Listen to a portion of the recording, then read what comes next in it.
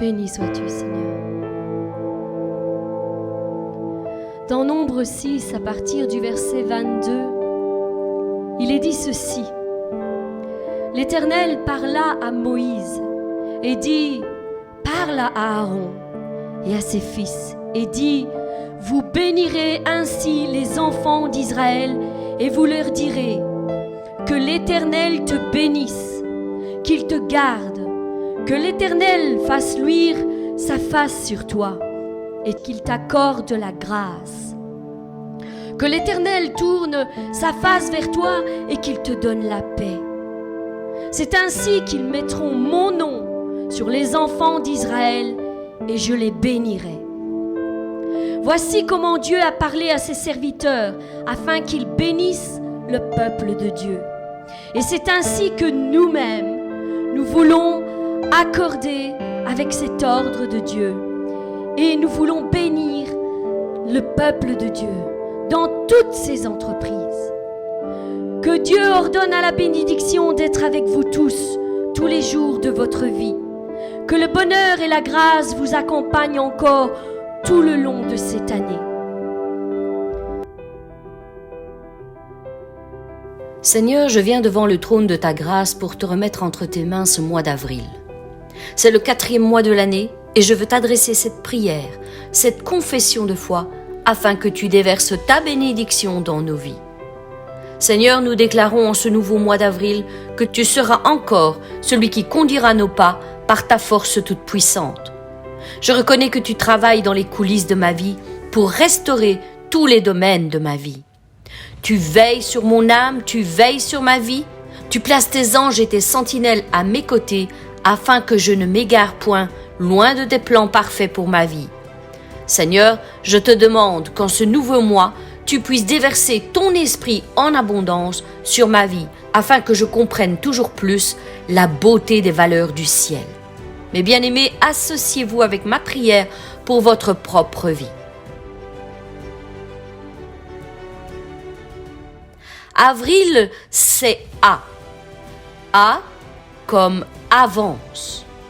Nous avons fait demi-tour et nous sommes repartis pour le désert en direction de la mer des roseaux, comme l'Éternel me l'avait demandé.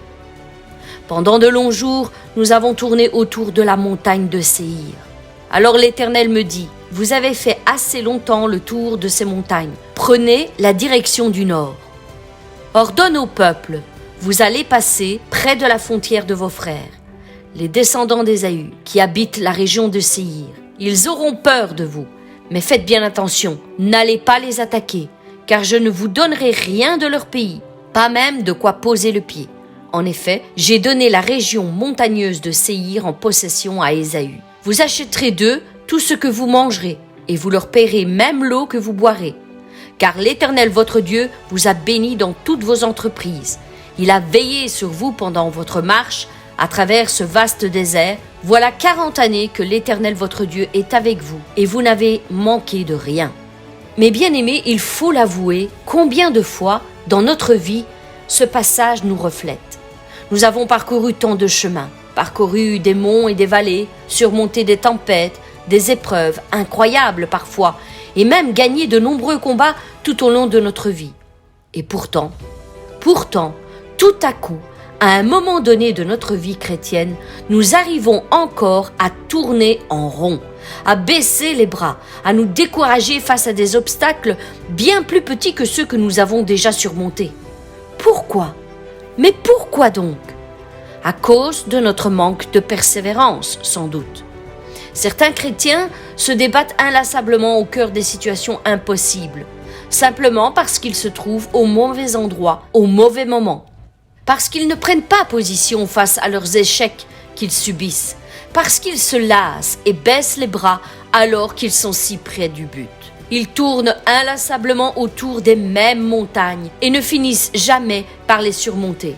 Alors l'histoire se répète inlassablement, les mêmes problèmes, les mêmes attaques, les mêmes sources d'épuisement.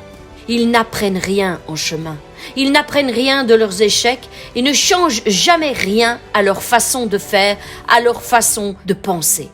Toujours les mêmes discours négatifs, toujours la même façon d'aborder le même problème. D'autres, par contre, doués de moins de talent peut-être, sont obéissants à Dieu et accomplissent de grandes choses, simplement parce qu'ils se trouvent au bon endroit, au bon moment.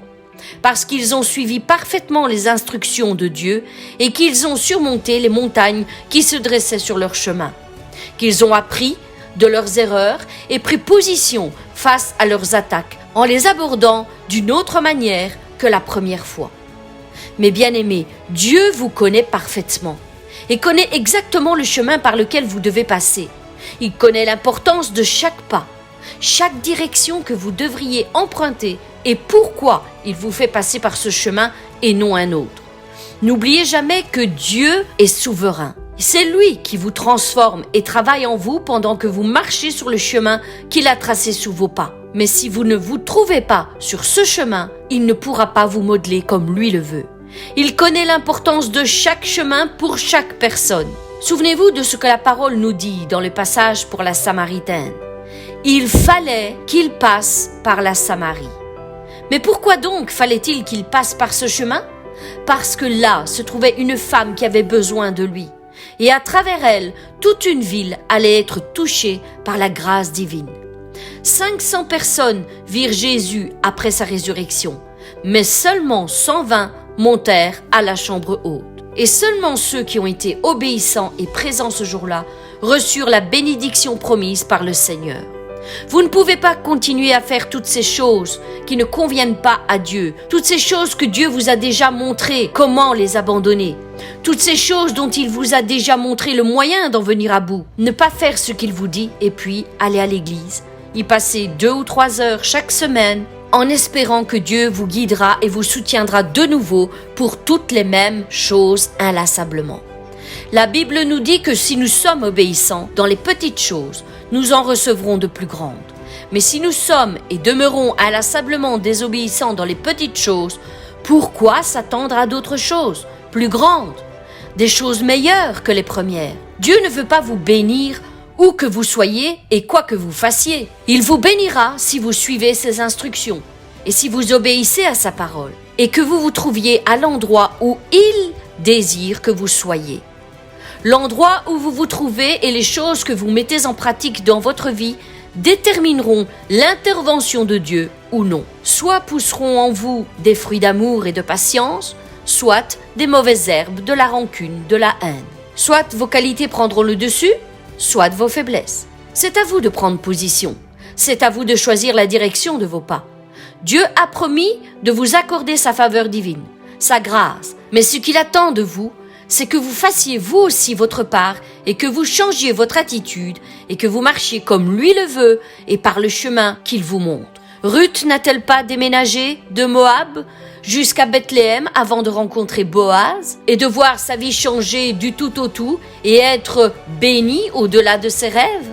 L'aveugle Bartimée n'a-t-il pas dû se placer sur le chemin de Jésus pour expérimenter la puissance miraculeuse de la guérison ? Mais bien aimé, l'endroit où vous vous trouvez a de l'importance, tout comme la façon dont vous marchez dans le plan que Dieu a établi pour vos vies. Il peut accomplir en un instant tout ce que vous n'avez jamais réussi à faire au cours de toute une vie par vos propres forces. Alors mon frère, ma sœur, aujourd'hui, il vous dit, c'en est assez. Vous avez assez suivi les contours de cette montagne. Maintenant, levez-vous et faites ce qu'il vous commande pour sortir de votre désert, pour sortir de vos épreuves, pour sortir de votre lassitude, pour sortir de vos problèmes et de vos difficultés, pour sortir de votre maladie, pour sortir de vos faux raisonnements qui vous isolent et vous renferment, pour sortir de votre désobéissance et de votre rébellion face à sa façon de faire. Il a placé des hommes et des femmes conduits par son esprit à vos côtés. Si vous avez besoin d'aide pour retrouver votre route, votre chemin, si vous êtes égaré, faites appel à eux afin qu'ils vous guident pour retrouver le bon chemin et que vous entriez enfin dans votre destinée. Ne tournez plus inlassablement autour de la même montagne. C'en est assez. Avancez. C'en est assez maintenant. Avancez. Mon frère, ma sœur, il est temps de gagner tes combats. Il est temps de devenir un homme, une femme mature en Christ. Il est temps d'entrer dans ta destinée et d'accomplir ce pourquoi Dieu t'a créé. Aujourd'hui, l'Éternel te dit de cesser de perdre du temps à tourner inlassablement en rond autour de la même montagne, des mêmes problèmes, des mêmes difficultés. Stop, arrête-toi un instant. Arrête de subir les choses. Ça suffit. Il faut que ça change. Le temps est venu d'avancer, d'aller de l'avant, plus loin avec Dieu. Mon frère, ma sœur, ton temps est venu d'aller de l'avant, de grandir dans ses voies et de prendre ta place au sein de son plan pour ta vie. Avril, c'est V. V comme va avec la force que tu as. L'ange de l'Éternel lui apparut et lui dit: L'Éternel est avec toi, vaillant héros.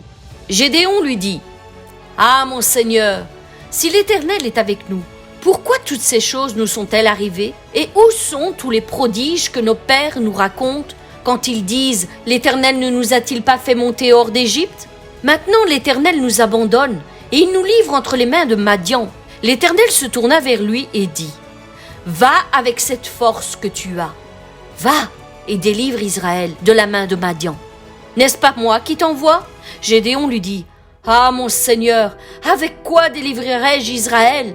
Voici ma famille est la plus pauvre en Manassé, et je suis le plus petit de la maison de mon père. L'Éternel lui dit: Mais je serai avec toi, et tu battras Madian comme un seul homme. Gédéon dit à Dieu: Si tu veux délivrer Israël par ma main, qu'il soit fait comme tu l'as dit. Mais bien aimé, il est vrai que la plupart du temps, nous ne nous voyons pas avec les yeux de Dieu. Comme Gédéon, nous nous focalisons sur nos défauts, nos incapacités, nos faiblesses, nos manquements. Pourtant, là où Dieu voyait un vaillant guerrier, Gédéon, lui, voyait sa famille la plus pauvre, la plus petite. Et il se voyait lui-même comme le plus petit parmi la maison de son père. Il en est de même pour nous, mes bien-aimés. Là où nous ne voyons que nos faiblesses, là où nous ne voyons que l'ampleur de la tâche, la difficulté, l'impossibilité d'accomplir cette mission, Dieu veut nous donner la victoire au milieu de nos faiblesses. Dieu nous dit ceci: va avec la force que tu as. J'ai déjà mis tout ce qu'il faut en toi. Mais bien aimé, il faut comprendre que lorsque Dieu nous demande d'accomplir une mission, il ne nous envoie pas seuls. Il sera là avec nous et il complétera nos faiblesses par sa force si nous acceptons de marcher main dans la main avec lui. C'est pour cette raison que nous devons demander à Dieu la grâce de nous voir avec ses yeux à lui. Nous devons obéir à ses directives tout en gardant à l'esprit qu'il nous accompagne et qu'il nous équipe pour la mission qu'il nous confie. Alors mon frère, ma sœur, cesse de te minimiser, de te mépriser. Va avec cette force que tu as et n'oublie pas que celui qui t'envoie marche à tes côtés pour t'aider dans cette mission. N'attends pas d'être plus fort, n'attends pas de recevoir la force toute puissante. Va avec cette force qui est déjà en toi. Commençons par faire ce qui est à notre portée et laissons-lui faire tout le reste. Nous ne devons pas donner à manger à tous les affamés du monde, mais nous pouvons commencer à partager notre pain avec celui qui est à nos côtés. Si nous ne commençons pas à faire ce que nous pouvons faire avec les moyens qui sont les nôtres, nous ne connaîtrons jamais la puissance de notre Dieu, la multiplication du peu que l'on dépose entre ses mains. Alors mon frère, ma sœur, commence à faire ce qui est à ta portée et Dieu fera ce qui ne l'est pas. Va avec cette force que tu as. La meilleure façon de réussir dans les plans de Dieu est de commencer à faire ce qui est à faire, aussi petite soit la chose qu'il te demande d'accomplir. Dans la parabole des talents, Jésus souligne que la réussite des 2 serviteurs s'est bâtie sur leur fidélité à faire peu de choses. C'est bien, fidèle et bon serviteur. Tu as été fidèle en peu de choses, je te confierai beaucoup. Alors mon frère, ma sœur, va avec cette force que tu as. Va avec cette force que tu as. Commence avec le peu que tu as. Sois fidèle dans les petites choses que Dieu te confie et vois comment Dieu se manifestera dans tout ce qui n'est pas à ta portée. N'oublie jamais que l'obéissance fait bouger la main de Dieu. Et c'est une valeur très importante aux yeux de Dieu. Plus que toutes les autres, l'obéissance vaut mieux que les sacrifices. Alors mon frère, ma sœur, va avec cette force que tu as. Va avec cette force que tu as et l'Éternel sera avec toi. Mon frère, ma sœur, je suis ici pour te dire aujourd'hui que tu dois aller avec cette force qui est en toi. Dieu n'en a pas fini avec toi. Il veut renouveler tes forces encore aujourd'hui. Toi qui te sens si faible et impuissant, toi qui penses ne pas avoir assez de force pour accomplir cette tâche, toi qui ne penses pas être assez intelligent pour réussir cette épreuve, ou ne pas avoir assez de capacité, de dons nécessaires pour faire la différence dans ce poste qu'on t'a confié. Je dis stop, ça suffit, arrête. Va avec cette force que tu as. Ne reste plus sous l'influence de ces pensées destructrices. Lève-toi, agis et l'Éternel sera avec toi. Parle à tes sentiments et tes émotions et dis-leur de se taire, car tu sais qui est ton Dieu. Ne reste pas prisonnier dans ces raisonnements mensongers. Dégage-toi de ce filet qui te retient prisonnier et revêt le manteau de la louange que Dieu t'a donné. Commence à chanter, car voici la parole que Dieu te donne en ce jour. Mon fils, ma fille, va avec cette force que tu as. N'est-ce pas moi qui t'envoie ? Je serai avec toi partout où tu iras. La vérité est que tu es capable. Oui, tu es capable et tu possèdes déjà tout ce dont tu as besoin. Je t'ai donné assez d'intelligence pour obtenir ce poste et pour le diriger correctement. Je t'ai donné assez de force pour gagner ce combat qui se présente devant toi. Je t'ai donné assez d'amour pour aimer tes ennemis. Je t'ai donné assez d'argent pour combler tes besoins et combler même aux besoins de ceux qui en manquent. Je t'ai donné assez d'esprit pour rester connecté à ma volonté et entendre ma voix pour ta destinée. Pas besoin d'un titre, pas besoin d'un diplôme biblique, pas besoin d'une position, d'une renommée. Tu as juste besoin d'un cœur disposé à faire ma volonté et non la tienne. Alors, mon fils, ma fille, va avec la force que tu as et que j'ai déjà déposée en toi. Oui, j'ai déjà mis entre tes mains tout ce dont tu as besoin pour accomplir ta destinée et tout ce dont tu auras besoin, en plus, en chemin, je te l'accorderai à l'instant même où cela te sera utile pour que tu puisses réussir ce que je t'ai demandé. Avril, c'est R. R comme réparateur de brèches. L'Éternel sera toujours ton guide. Il rassasiera ton âme dans les lieux arides. Il redonnera de la vigueur à tes membres. Tu seras comme un jardin arrosé, comme une source dont les eaux ne tarissent pas. Les tiens rebâtiront sur d'anciennes ruines. Tu relèveras des fondements antiques. On t'appellera réparateur des brèches. Celui qui restaure les chemins, qui rend les pays habitables. Savez-vous que Dieu est le réparateur des brèches ? Il est le divin potier, celui qui répare les vies brisées. J'aimerais t'encourager, mon frère, ma sœur, à te laisser restaurer afin que Dieu libère le potentiel qui est en toi. Ce merveilleux trésor qu'il a déposé en toi depuis toujours et qui a suscité l'ennemi de ton âme à te combattre jusqu'à ce jour. Dès la fondation du monde, Dieu nous a créés, mais Satan est venu et nous a combattus et nous a déformés. C'est alors que Jésus-Christ s'est donné lui-même et s'est sacrifié pour nous afin que nous soyons à nouveau transformés à son image. Mon frère, ma sœur, c'est possible de tout reconstruire avec Dieu.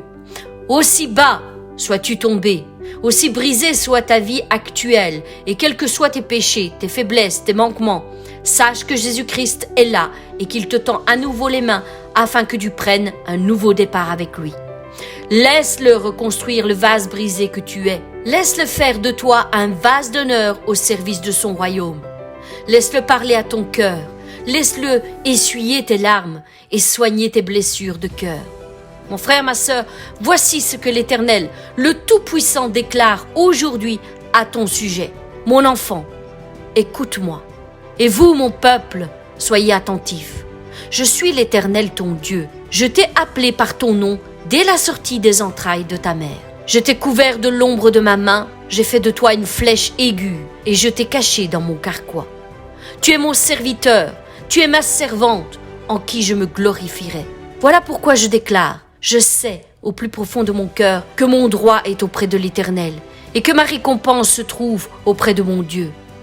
Maintenant, voici ce que l'Éternel te dit. Lui qui t'a formé dès ta naissance pour être son serviteur, sa servante, pour ramener à lui tous ceux encore qui sont dispersés. Oh oui, je le déclarerai volontiers, je suis honoré aux yeux de l'Éternel, et mon Dieu est la force qui me sauve. Voici ce qu'il déclare encore aujourd'hui sur ma vie. Cela ne me suffit pas que tu sois mon serviteur, ma servante, pour relever et rebâtir les tribus de Jacob, pour amener les survivants d'Israël. Maintenant, je t'établis et je fais de toi une lumière pour toutes les nations, afin d'étendre mon salut jusqu'au bout de la terre. Au moment favorable, j'ai répondu à ton appel, à tes cris, à tes pleurs, et quand est arrivé le jour de la grâce, je suis venu à ton secours. Je t'ai formé pour faire de toi le garant de mon engagement envers l'humanité, pour traiter une alliance avec mon peuple, et je vais relever le pays et redistribuer les héritages aujourd'hui dévastés, car mon peuple ne connaît plus son identité. Il s'est laissé voler par son héritage. Voilà pourquoi je vais rebâtir sur d'anciennes ruines. Voilà pourquoi l'on m'appelle réparateur des brèches. Je changerai les hauteurs en chemins praticables et leur tracerai de nouveau des routes. Voici ce que je vais faire. Mon enfant, sache que moi, je ne t'oublie pas. Non, je ne t'oublie pas. Le Seigneur réconforte son peuple. Il montre son amour aux humiliés, à ceux qui pleurent jour et nuit, à ceux qui crient à lui pour qu'on les secoure. Mon enfant, dans ta détresse, tu disais, l'Éternel m'a abandonné. Mon Seigneur m'a oublié. Mais le Seigneur te répond maintenant par cette parole. Une femme oublie-t-elle l'enfant qu'elle allait? Cesse-t-elle d'aimer l'enfant qu'elle a porté? À supposer qu'elle l'oublie. Moi, je ne t'oublie pas. Je ne t'oublie pas, car ton nom est gravé sur la paume de mes mains et tes murailles, ta vie, tes circonstances ne quittent pas mes yeux. Ils sont constamment sous mon regard. Ceux qui vont rebâtir, ceux qui répareront les brèches de ta vie brisée, ils se dépêchent d'arriver, car je les ai envoyés pour te secourir. Et pendant qu'au même instant partent loin de toi ceux qui t'ont démoli, ceux qui t'ont dévasté. Regarde autour de toi et constate, tes enfants se rassemblent tous et arrivent vers toi. J'en fais le serment pour ma vie, dit le Seigneur. Voici ce que déclare l'Éternel, le Dieu Tout-Puissant, celui qui parle et la chose arrive, qui ordonne et elle existe. Encore un peu de temps et bientôt cet endroit sera trop étroit, trop petit pour tes habitants, tandis que partiront très loin ceux qui voulaient te faire disparaître. Car je suis celui qui répare ce qui est brisé, qui réunit ce qui est divisé, qui guérit ce qui est malade, qui restaure les villes dévastées depuis longtemps. Je suis celui qui défend la cause de la veuve et de l'orphelin, de celui qu'on méprise et qu'on abandonne. Je suis le réparateur des brèches. Alors tout le monde saura que celui qui te sauve, c'est moi, le Seigneur, et que j'ai pris ta cause en main. Moi, le Dieu fort et puissant, ton libérateur. Voici, je m'avance vers toi pour réparer tout ce qui a été brisé en toi. Avril, c'est I. I comme invincible. Mon frère, ma sœur, deviens invincible dans ta marche avec Dieu. Active l'autorité qui est en toi, mets-toi en mode combat. Vous le savez, la véritable vie chrétienne n'est pas un long fleuve tranquille. Tout enfant de Dieu qui n'entre pas dans un système religieux sait que le chemin qu'il emprunte ne sera pas toujours facile à suivre. Bien au contraire, il est conscient qu'il a un ennemi à ses trousses. La parole nous met en garde à ce sujet. Votre adversaire, le diable, rôde comme un lion rugissant. Résistez-lui avec une foi ferme, sachant que les mêmes souffrances sont imposées à vos frères dans le monde. Oui, veillez. Veillez et soyez sobres. Soyez réveillés, bien lucides. Ne vous laissez pas distraire. Soyez vigilants, car votre adversaire, le diable, rôde autour de vous comme un lion rugissant, cherchant qui il dévorera, cherchant quelqu'un qui se laissera dévorer. Oui, votre ennemi, le diable, l'esprit du mal, rôde et tourne autour de vous, cherchant une occasion favorable pour vous dévorer, vous déchirer, vous détruire, comme le ferait un lion qui tient sa proie entre ses griffes. Mais bien-aimés, la parole nous dit, opposez-vous à lui avec une foi ferme, inébranlable, invincible face à ses attaques. Vous savez que vos frères dispersés à travers le monde passent par les mêmes épreuves que vous. Mais quand vous aurez souffert un peu de temps, Dieu, l'auteur de toute grâce, qui vous a appelé à sa gloire éternelle dans la communion avec Jésus-Christ, vous relèvera lui-même. Il vous affermira, vous fortifiera et vous rendra inébranlable, invincible en vous établissant sur un fondement solide.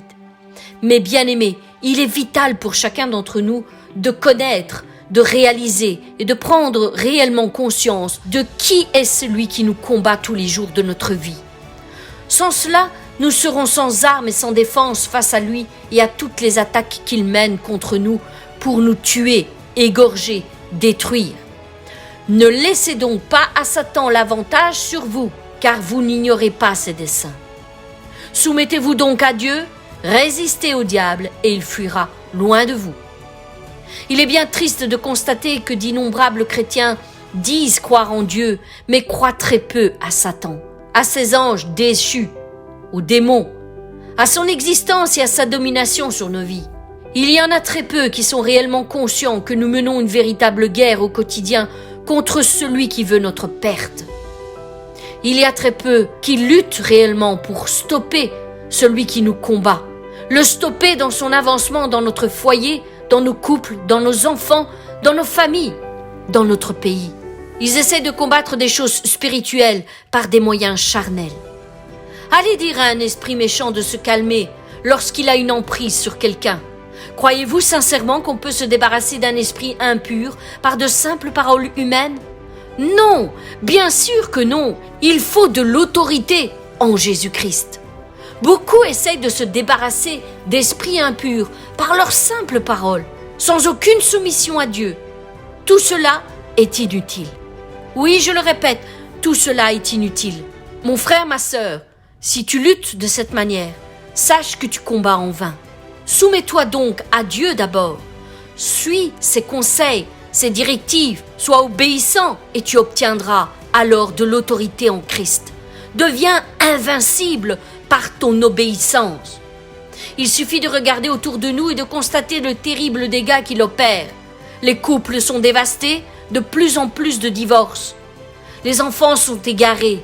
Oui, ils font tout et n'importe quoi dans cette génération. Ils n'ont même pas encore atteint la majorité qu'ils sont déjà liés par l'ennemi de tous côtés. Ce qui aura de nombreuses conséquences, de nombreuses répercussions sur leur vie à venir. Ils ouvrent toutes les portes bien grandes à l'ennemi qui se fera une joie de les blesser, de les opprimer, de les détruire dans leur personnalité, dans leur caractère, dans leur sensibilité.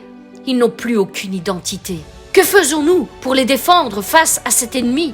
En tant que beaux-parents, nous pouvons parfois essayer de leur assurer un bon avenir en travaillant jour et nuit, mettant un peu d'argent de côté pour eux, leur achetant tant de choses matérielles. Mais qu'en est-il du côté spirituel? Mes bien-aimés, qu'en est-il du côté spirituel? Quel est l'avenir que nous leur offrons spirituellement? Leur enseignons-nous à se défendre face aux attaques invisibles que l'ennemi porte contre eux et leur destinée?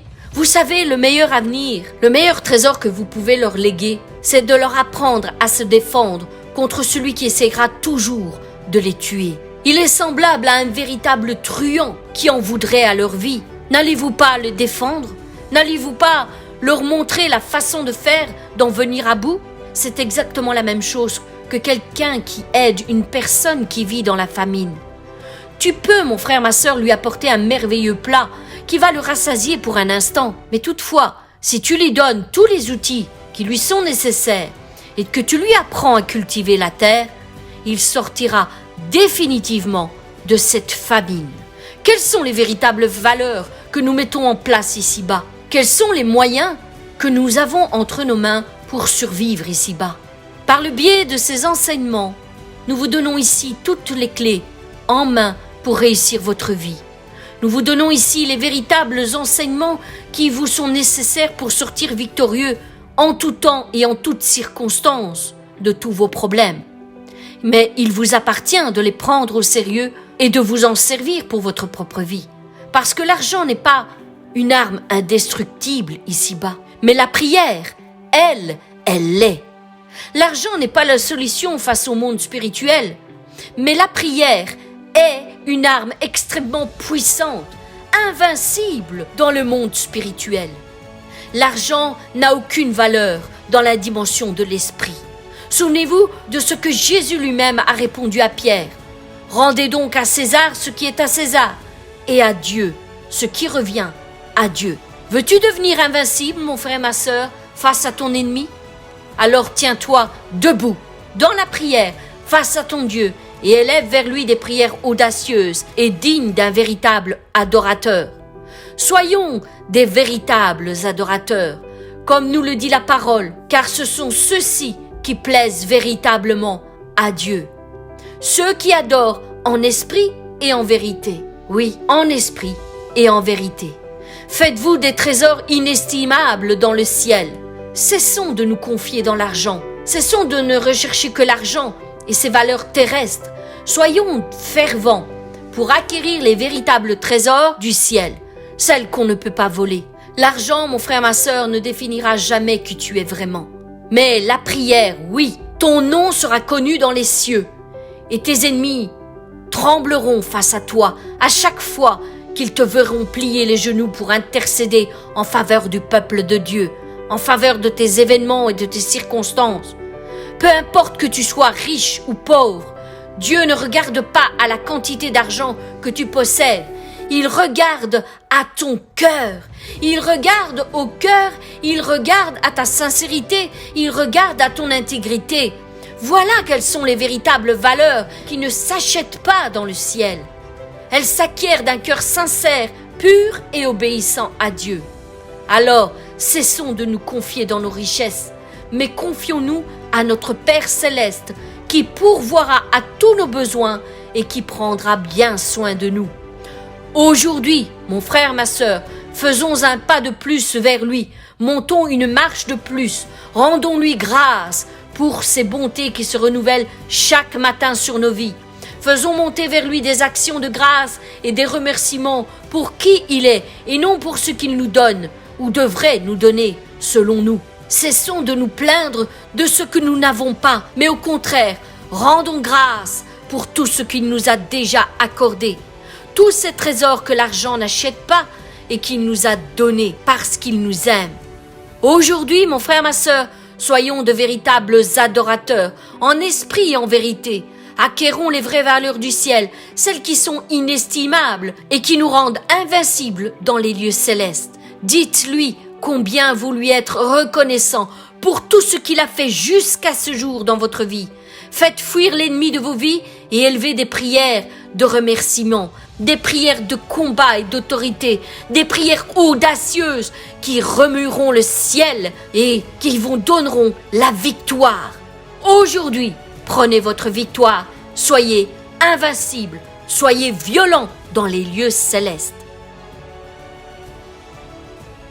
Avril, c'est elle.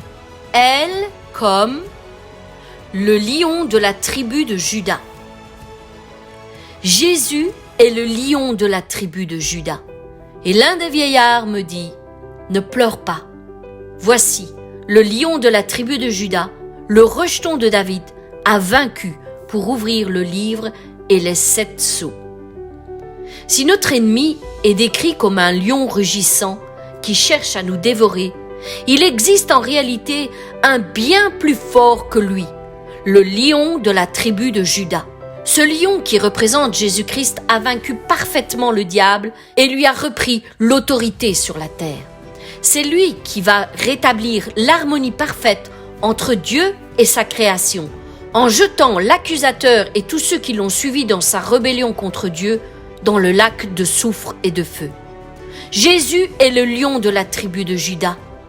C'est ce qui symbolise la royauté de Jésus-Christ sur la création tout entière. Il exalte sa victoire écrasante contre l'ennemi de nos âmes et établit en tant que le roi des rois son règne à venir. Puis je vis le ciel ouvert et voici parut un cheval blanc. Celui qui le montait s'appelait fidèle et véritable et il juge et combat avec justice. Il avait sur son vêtement et sur sa cuisse un nom écrit, Roi des rois et Seigneur des seigneurs. Oui, Jésus est le lion de la tribu de Juda. Il est le roi des rois et le Seigneur des seigneurs. Il est ce roi de gloire qui fait son entrée avec majesté dans nos vies.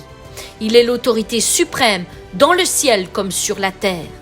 Oui, quand un malheureux crie, l'Éternel entend et il le sauve de toutes ses détresses. L'ange de l'Éternel campe autour de ceux qui le craignent et les arrache du danger.